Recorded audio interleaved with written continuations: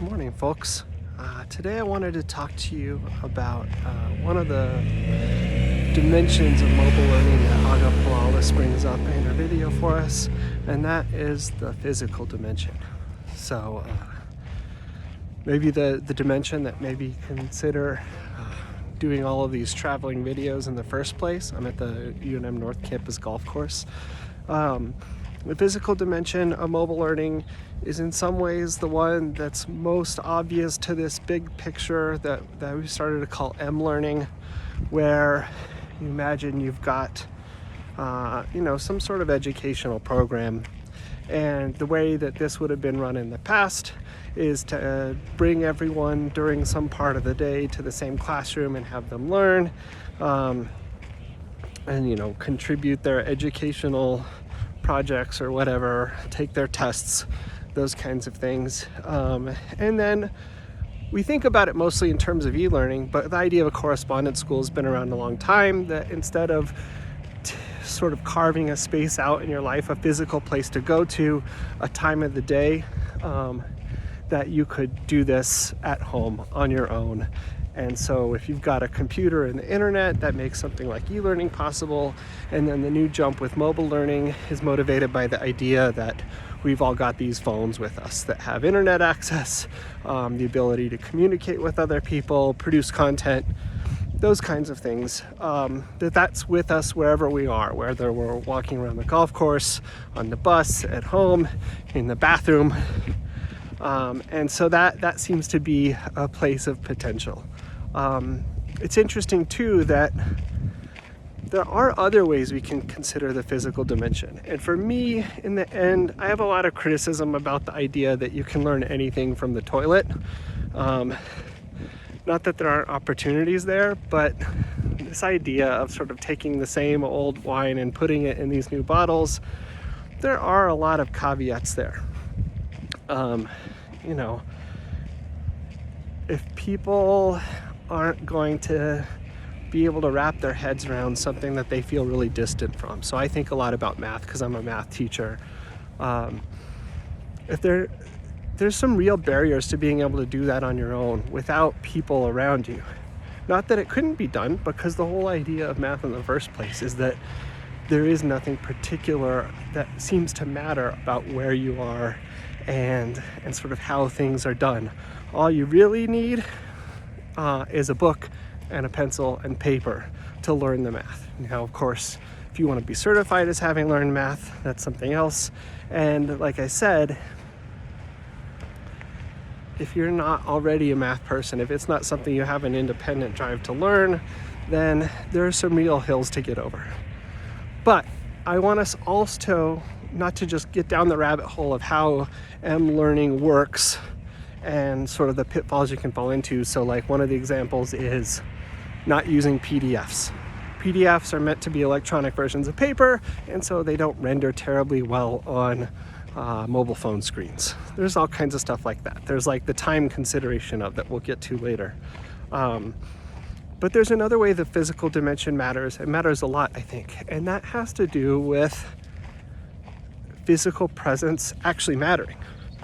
So let's say we're thinking about learning something that's very different from math, that hasn't been specifically isolated from place, physical activity, those kinds of things.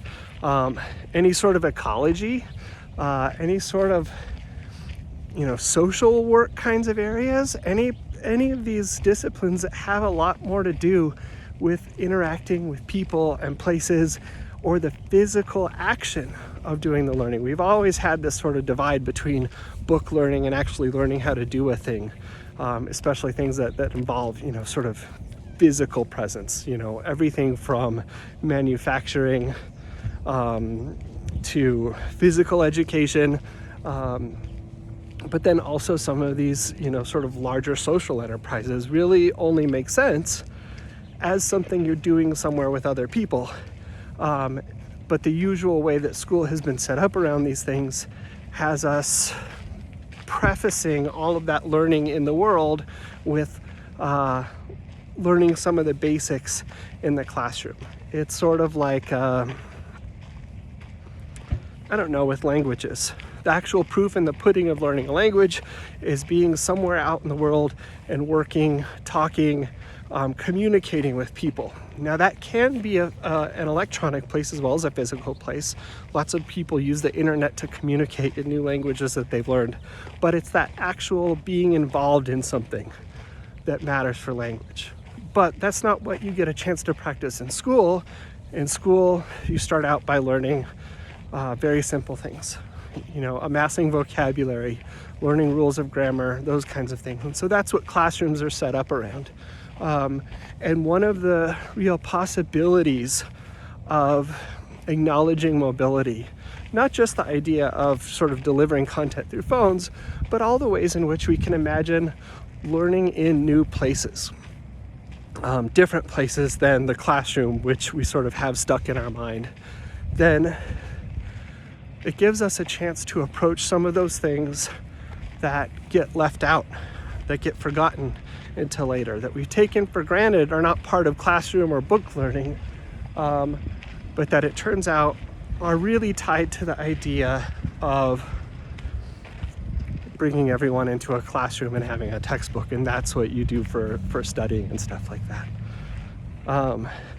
There are also, if you go back to the M-learning stuff, let's say you've got, some curriculum that you're delivering via phone. One of the things that people spend a whole lot of time, sort of developing at a technical, logistical level is not the actual teaching and learning part of it, but the certification part of it. The part where you have to know,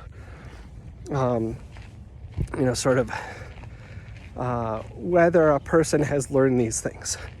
And that's a little bit funny.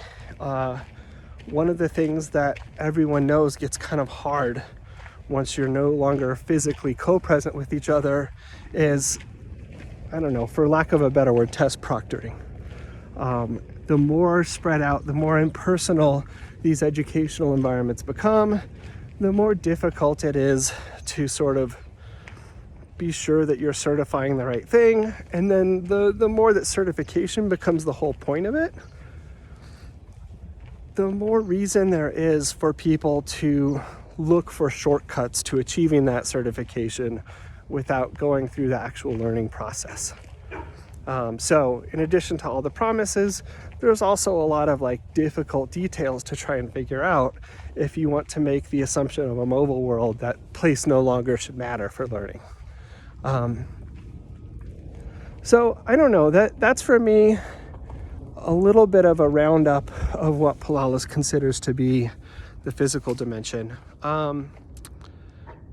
And again, for me, I don't know, there's a lot to think about in terms of what the whole enterprise is working at for moving education online and onto phones. But the thing that I get personally excited about, the thing that I think has a lot of potential as someone who really likes the idea of teaching and learning being a central part of what people do, whether or not there's any certification involved, is the potential to bring people out into the big wide world and using some things that we're not used to using in the name of official education.